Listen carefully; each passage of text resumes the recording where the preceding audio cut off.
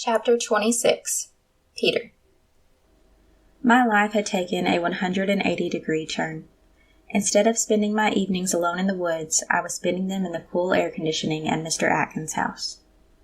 After a long day of selling, I made my way there as quickly as I could, knowing supper was waiting for me, supper that I did not have to catch or fight for.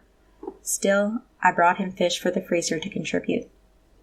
I found myself smiling so much that my face was sore. Did other people smile this much all of the time?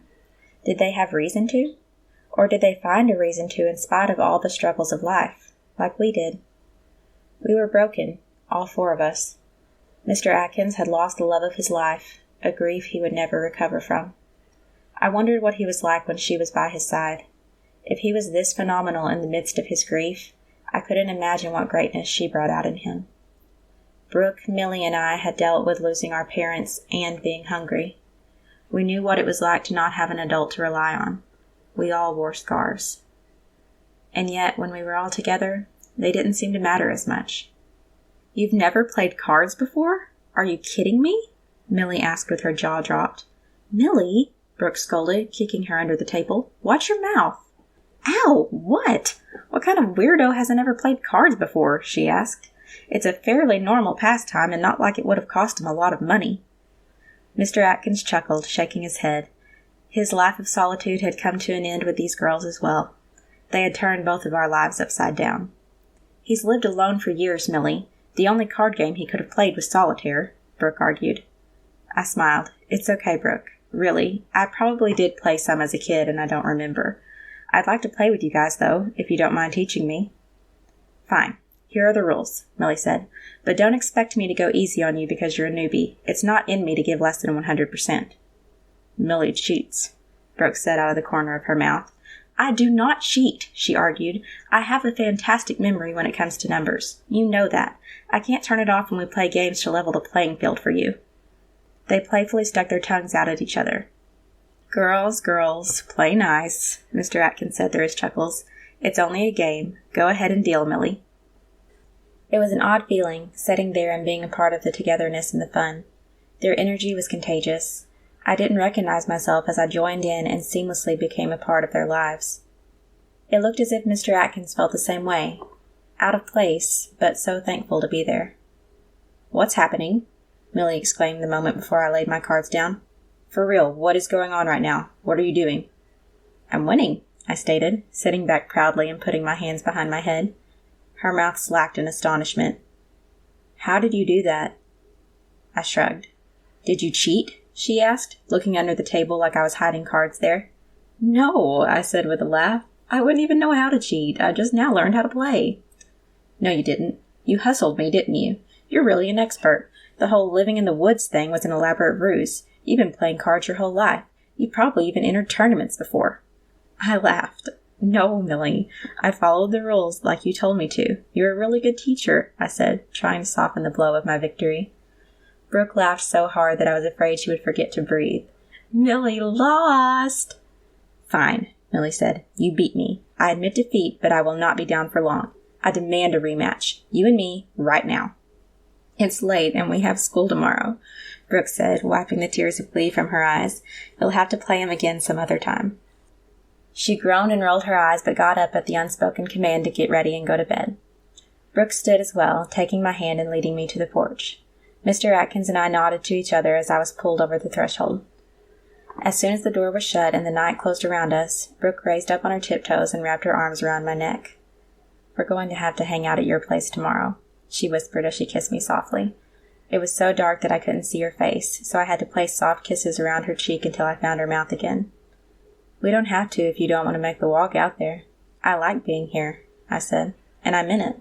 It made me wonder what it would have been like to grow up with Mr. Atkins and his wife. Would I have been better off? Happy? Would I have had a family again? "Me too. I love it here, but I don't get to spend enough time alone with you," she whispered. Her voice, her smell, her laugh, everything about her made me want to hold on tighter. I knew what she meant. I could have spent hours kissing her every single day and never gotten tired of it. I put my hands on her waist and guided her backward until her back was against the side of the house. I lowered my forehead to hers, listening to the sounds of the night mixed with the erratic tempo of her breath. I belonged to this beautiful little thief, and I would forever.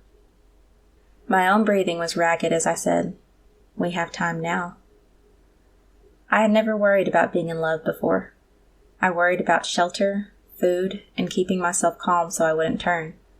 These were my basic necessities, prioritized over everything else. Now, Brooke was. She was necessary for my survival. I knew I needed her as clearly as I knew I needed food for winter. When I kissed her, it was as if I was getting fuel for every moment we would spend apart until I saw her again. This beautiful, brave person had chosen me, and I wasn't worthy of it. What was truly phenomenal was that in the way she kissed me, it was as if she felt the same way. She was wrong, but she thought she was the lucky one here. I was getting lost in her kisses on that dark porch with her arms wrapped around my neck. Now that I knew the wolf came out only when I was in danger, I didn't fear turning because I was too happy, too excited, or too in love. My body showed instincts I didn't even know I had, and a hunger in a way I had never experienced. It was as if I couldn't get close enough to her, and through my crazed mind the only word that rang out clear was more. Someone knocked on the door from the inside, causing me to jump backward. The porch light was on, illuminating Brooke's shocked, sultry face. "Brooke, get in here and go to bed," Mr. Atkins said from the inside. "At first I thought the light was broken, then I realized I was dealing with two lovesick children who were oblivious to it. It's late. You said so yourself." I smiled at her and kissed her one last time. "You're coming to see me tomorrow?" I asked as I started to back away. Man, it was hard to leave. Tomorrow felt so far away. She nodded, putting her fingers to her lips. I wondered if she already missed me as much as I missed her. I shook my head as I stepped down the porch steps backward, not taking my eyes off her. She had come into my life like a thief in the night, and I hoped she would never leave. "Good night, Brooke," I said, wondering if I should climb the steps and push her against the wall one last time before I made my way home. "Good night, Peter," she said, not leaving her spot. Her lack of movement taunted me even more. "I mean it, Brooke. I'm your guardian now, not your landlord," Mr. Atkins yelled. "Get your hormonal butt in here right now." "I'm coming," she yelled back with a smile on her face. "I love you," I reminded her. "I love you too, Peter." Her heart was in her eyes. I knew she meant it. My body was reacting to the promise of seeing Brooke before I ever made it all the way back to the camper after work the next day. An annoying guy asked me a million questions about my fish and then never even bought one. I hated answering stupid questions, but I tried to look kind and patient as he prattled on. He cut into way too much of my Brooke time. At one point, I looked away to point toward the river, and when I turned back, it was as if he disappeared. It was so odd. He looked around Brooke's age, but I hadn't cared to ask for his name to see if she knew him. I'd have to describe him to her later to see. I hastily cleaned and put away my stuff by the river, practically bouncing through the leaves. I may have even been humming something. Is this what true happiness was like? I felt like whatever excitement had built up in me the night before was still there, and I was ready to pick up where we left off. I missed her. I physically yearned for her. "Why'd you leave the door open?" I yelled to her playfully as I came upon the camper. "You know I don't want a bunch of bugs." She wasn't there, but that wasn't the worst part. What little I owned had been ransacked. Everything was moved out of place, as if they were looking for something. In horror, I realized they found it. All of my earnings that I had put away for winter supplies were gone. All I had left was the money in my pocket. All of that work was wasted. I sank to my bed and put my head in my hands. It was almost $5,000 I had saved from the season. I normally wouldn't let that much money pile up before trading it for supplies, but I'd been busy and distracted with Brooke. Brooke. I wouldn't be able to stay human this winter. I could no longer afford the gas heater I'd been planning on getting, or even food to store. I'd have to turn to survive. But what if I lost all of my survival instincts? What if I starved to death as a wolf because my human brain was in there now? I couldn't depend on Mr. Atkins to cook food for me all winter. I almost wished that I would be completely taken over by the wolf if I had to turn. Then I would be able to hunt and take care of myself, and I wouldn't even realize the time without Brooke was passing. "Peter, what happened?" she asked, sneaking up on me and climbing through the still-open door. She stared at the inside of the camper in horror, her eyes bouncing around the wreckage with despair. "Someone robbed me," I answered. I had almost $5,000 saved, and they found it. It's gone. Every bit of it is gone. She gasped and rushed to my side. Oh my gosh, Peter, I'm so sorry. What can I do? How can I help? She had been robbed of her survival money before, too.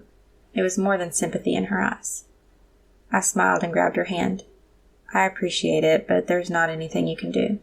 I'll have to work twice as hard to make more money before the market season closes. Even with that, it might not be enough for me to afford to stay human this winter. Before this, I thought I might actually stand a chance. Her eyebrows crinkled together. What? Afford to stay human? What do you mean? You said it yourself, I explained. The wolf comes out to save me. Every winter when I get too cold or hungry, I turn, and he protects me. So far, it's happened every single winter. Then we won't let you get too cold or hungry, she said, as if it were so simple. You can move in with us. You know Charles would be fine with it. I mean, he'd make you sleep on the couch, but... I can't sleep inside, Brooke, I said, anger rising in me. You don't understand. I can't. Peter, it wasn't your fault. Doesn't that change things? Brooke asked, her voice sweet and loving. But I couldn't do it. I couldn't entertain the thought of sleeping inside again after all this time. Yeah, some, I admitted, but my parents still died in a house fire. I almost did. I don't think I could ever get comfortable enough in a house to go to sleep. I wouldn't feel safe. You know what it's like to not feel safe, Brooke. You can't force that on me. But you would be safe because you would be warm and fed. We don't know that the house is going to catch on fire. We know it's going to get cold this winter. We know you will need food. Can't we focus on those problems first? She made absolute sense. She knew it, and so did I. But I still didn't feel swayed. Her logic was not enough to cover the strength of my emotions. I'll consider it, I said, though my tone implied that I most certainly would not. But I'm going to do my best to make it up on my own between now and then. She sighed in defeat and dropped it.